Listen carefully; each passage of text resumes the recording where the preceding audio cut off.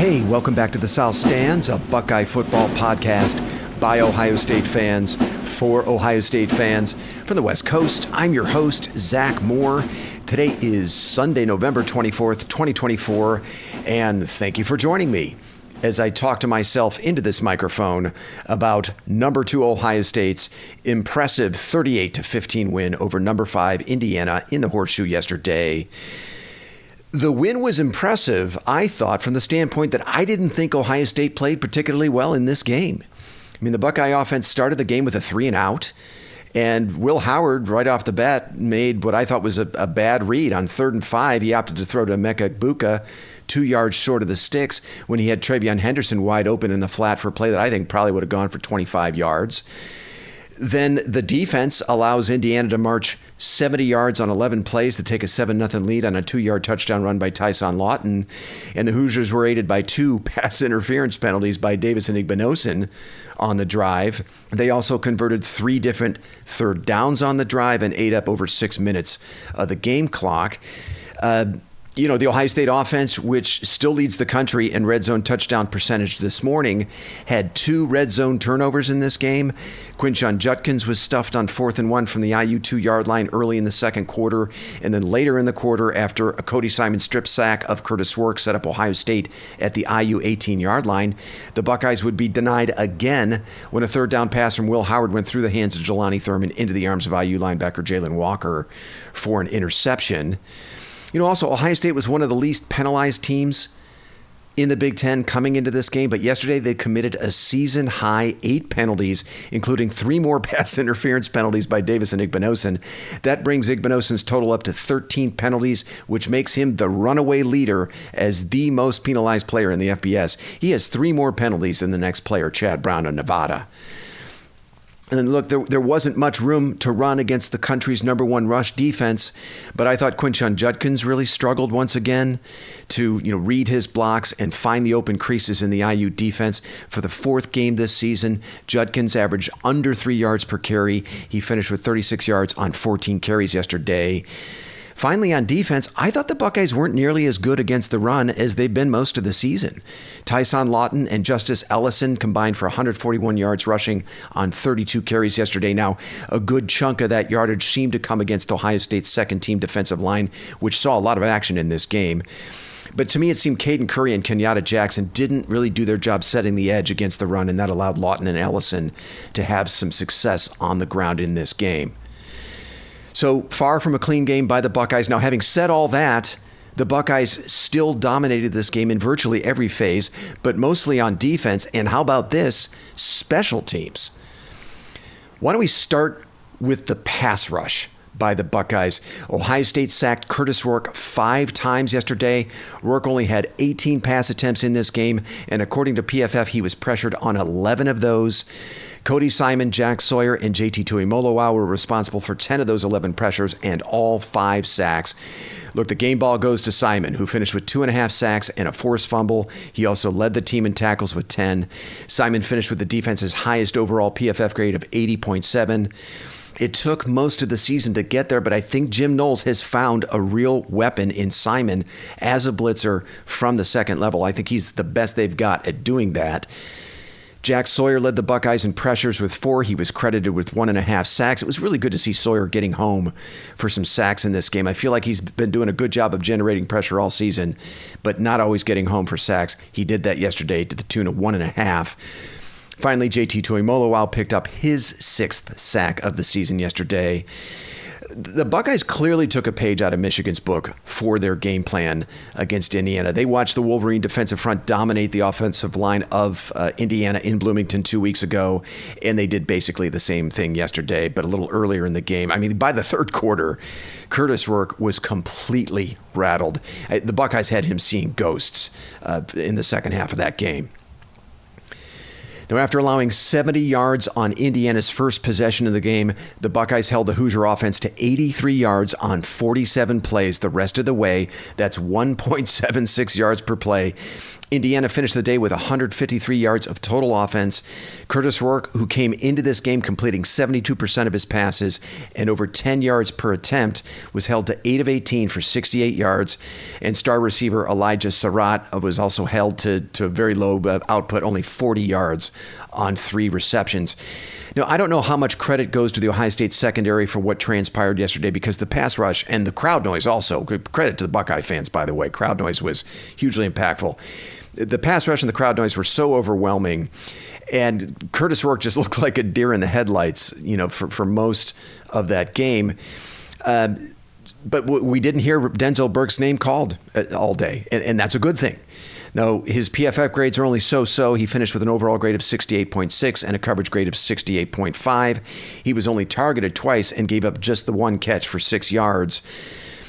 And the coverage grades for the entire Ohio State secondary were awful. And again, this is kind of where, the PFF grades don't necessarily match what my eyes told me watching the game. But, well, with the exception of Davis and Igbinosun, his coverage grade was 37.6, and that makes sense with his 3 pass interference calls. But Caleb Downs graded out 49.9 in coverage, Jordan Hancock 48.7, Lathan Ransom 57.9. I think Jermaine Matthews actually graded out a little better than that, at mid-60s, I believe. Lorenzo Styles Jr. played 10 snaps at nickel, and his coverage grade was 44.5. I mean, those grades would suggest that the Ohio State pass rush really bailed out the secondary, but I don't know. You hold a pretty damn good passing attack with 5 legit receivers to 68 yards. Some credit has to go to the secondary. I'm not sure I agree with those PFF grades. I think a second game ball has to go to the Ohio State special teams, though. It was so great to see that unit making a huge impact in a game of these stakes. It's been eons since we've seen that. Now, the big play, of course, was Caleb Downs' 79-yard punt return for a touchdown at the start of the third quarter, which I think almost completely broke Indiana's will. That was the first punt return for a touchdown since Jalen Marshall did it 10 years ago in 2014 against, funny enough, Indiana in the Horseshoe. We also saw Jaden Fielding drill a 45-yard field goal in the fourth quarter to put the Buckeyes up 31-7. It was great to see him convert in that situation. Joe McGuire averaged 47 yards on his 2 punts. I'm not sure how much credit the Ohio State special teams should get for the muff snap by IU punter James Evans, but that set the Buckeyes up first and goal at the IU 7 at the end of the second quarter. Trey Henderson would score 3 plays later to give the Buckeyes their first lead of the game with 21 seconds to play before the half. But look, the same thing happened the week before against Northwestern, and that led to a blocked punt. And then, of course, the week before, we remember Caden Curry blocked a punt against Purdue. So maybe, there's just an appropriate level of fear now when opponents are in punt formation, because there's a legitimate concern of what the Buckeye special teams can do. Ohio State is no longer treating special teams like 10 to 15 throwaway plays per game. I really love that. Since the Oregon game, there's been a lot of talk about this coaching staff doing a better job of finding those extra plays, those extra inches in the margins to flip a close game like this one. They've been much more intentional over the last month about that, by making Caleb Downs the full-time punt returner and Trey Henderson the full-time kick returner. We have yet to see any returns on Trey Henderson as the full-time kick returner, but maybe that's coming. They've been using Denzel Burke and Jermaine Matthews as jammers on the Gunners during punt returns, and I think that's also what helped spring Downs for the big return yesterday. And that play, again, turned a close game into an Ohio State rout. So a huge moment for Ohio State special teams, and kudos to the coaching staff, since the Oregon game, for really being intentional about putting their best players in position to make plays on special teams.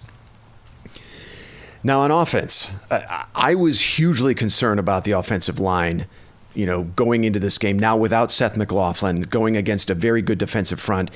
And I thought for the most part they held up really well in a must-win game against the top 5 opponent. Carson Hinsman got the start at center as we expected, and Austin Sareveld started at left guard again as we expected. And I thought they played well. As a unit, the offensive line only allowed 5 pressures on Will Howard. IU defensive end Mikal Kamara, who leads the country in pressures, did not have a single pressure in this game, according to PFF. The IU defense came into this game leading the Big Ten in sacks. They did not record a sack in this game. It wasn't a perfect game by the big fellas, but I thought they were plenty good enough in a big moment in a must-win game. It was kind of a weird stat line for the Buckeye offense yesterday, only 316 total yards, but you do have to factor in the 14 points produced by the special teams. There was the short field on the muffed IU punt that set Ohio State up again at the IU 7-yard line, and then, of course, the punt return for a touchdown by Caleb Downs. Ohio State still averaged 7.7 yards per attempt in the passing game, 4 yards per carry in the run game. I know those are well below their season averages, but they weren't terrible either against a very good IU defense. Will Howard played a mostly mistake-free game and was very efficient once again, 22 of 26 for 201 yards, 2 touchdown passes, and an interception, which I actually didn't think was his fault. Jelani Thurman really should have been able to make the catch on that play. I thought one of Howard's best moments, though, came in the first quarter, with Ohio State facing a 3rd and 35 after Howard was flagged for intentional grounding. Howard hit Carnell Tate for back-to-back throws of 25 yards on 3rd down and 24 yards on 4th down to set Ohio State up 1st and 10 at the IU 11-yard line. I thought that sequence put the IU defense on notice, that they're not playing Maryland and Northwestern today, right? That was a pretty big flex by Howard and Tate, and it had to be utterly demoralizing to the IU defense. Now, I know they eventually got the 4th down stop later on in that drive, but to me, that was more about Chip Kelly bailing IU out, trying to run out of the shotgun with a back in Quinshon Judkins, who's really struggling with his confidence right now. Howard also had a couple of 25-yard completions to Emeka Egbuka in the second half, one of them on 4th and 1 in the fourth quarter that were big-time throws. Look, Howard and Curtis Rourke came into this game neck and neck in their passing numbers, but I thought Howard made Rourke look very much like a MAC quarterback who was in way over his head in this game. He was clearly the better quarterback in this game. It was a relatively quiet game from Jeremiah Smith, only 34 yards on 3 catches, though I thought he could have been targeted more. I thought there'd be at least 1 or 2 deep shots, and that never happened. And in our preview pod, Paige and I talked about how it was time to get Emeka Egbuka more involved. And that's exactly what happened yesterday. Egbuka led the Buckeyes with 7 catches for 80 yards and a touchdown catch. And it was another impactful game from Carnell Tate, 4 catches for 68 yards. Egbuka and Tate each had a big catch to convert a 4th down. Jeremiah Smith came up with a 13-yard catch on 3rd and long, and then a 12-yard run to extend a scoring drive that gave Ohio State a commanding 28-7 lead in the third quarter. So while we didn't see a lot of fireworks from that trio, Smith, Egbuka, and Tate, every time the offense needed a play from them, they delivered. And one last thought on the offense. I've been talking about Quinshon Judkins here today. He's still a very important player for the Buckeyes, but over his last 6 games, he's only averaging 3.9 yards per carry. And over that same span, Trevion Henderson is averaging 7 yards per carry. Only 9 carries for Henderson yesterday, but as usual, he made the most of them, 68 yards at 7.6 yards per carry and a touchdown. It's going to be interesting to see how the coaching staff doles out the carries from now on, because Ohio State is playing elimination games from this point forward. I personally think it's time to take the bubble wrap off of Trey Henderson. They've done what they've needed to do through the regular season, which is just limit his carries, limit the wear and tear. But with a patchwork offensive line that has several guys playing out of position now, very few run plays are going to be perfectly blocked against the defenses Ohio State is going to see from now on, starting with Michigan on Saturday. And between Henderson and Judkins, Henderson is much better at finding and hitting the crease. He's more explosive, and I think he's just as good at running through contact as Judkins. Yesterday, Judkins had 14 carries. Henderson had 9. I think that needs to be flipped moving forward, and perhaps even a little more than that in favor of Henderson. I think Henderson should be getting a minimum of 15 carries per game starting next week against Michigan and beyond. So the Buckeyes, playing what I think was probably their B game, manhandled what I believe to be a very good Indiana team, and they move 1 inch closer to a rematch with Oregon in the Big Ten title game. That game is also very likely to be for the number 1 overall seed in the college football playoff.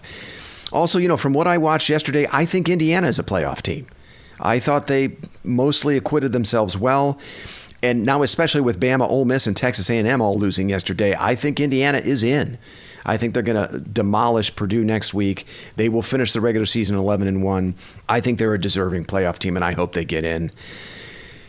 I just love what I'm seeing from Ohio State. Despite some of the subpar play we saw from them yesterday, I think they are still ascending.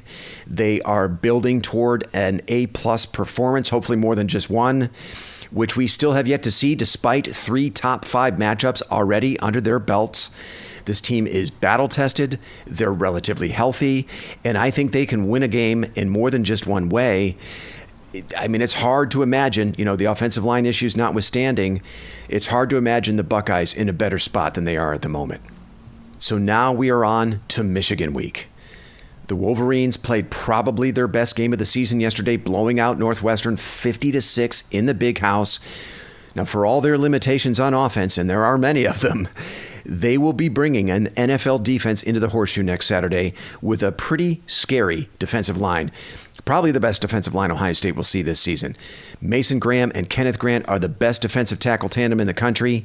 Josiah Stewart is one of the best edge rushers in the country. Stewart is tied for second in the Big Ten with 8.5 sacks.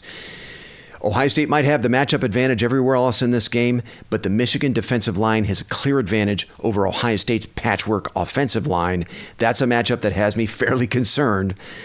It doesn't seem to be bothering Vegas, though. The early line in this game, according to FanDuel, is Ohio State minus 23.5. I will have a lot more to say about this game when Paige, Chad, and I break it down on Thursday. I think that's going to do it for me. Until then, thanks so much for listening, and go Bucks.